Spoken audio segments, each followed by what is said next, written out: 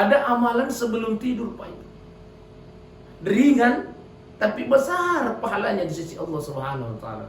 Satu ketika Nabi Muhammad SAW pernah berkata begini, jangan engkau tidur sebelum melakukan 4 hal. Makanya Nabi tak ajak mumatinru sebelum engkau lakukan apa siwa-siwa. Yang pertama kata Rasulullah, ajak mumatinru sebelum mempertemukan Quran. Dengan cara bagaimana? Dengan cara membaca surah Al-Ikhlas 3 kali. Barang siapa yang membaca surah Al-Ikhlas 3 kali, maka baginya seperti mendapatkan pahala menghatamkan Al-Quran. Yang kedua, kata Rasulullah, ajak mumatinru sebelum para nabi memberikan syafaat kepadamu. Dengan cara bagaimana? Bersalawat kepada baginda Rasulullah sallallahu alaihi wasallam. Allahumma salli ala Sayyidina Muhammad wa ala ali Sayyidina Muhammad.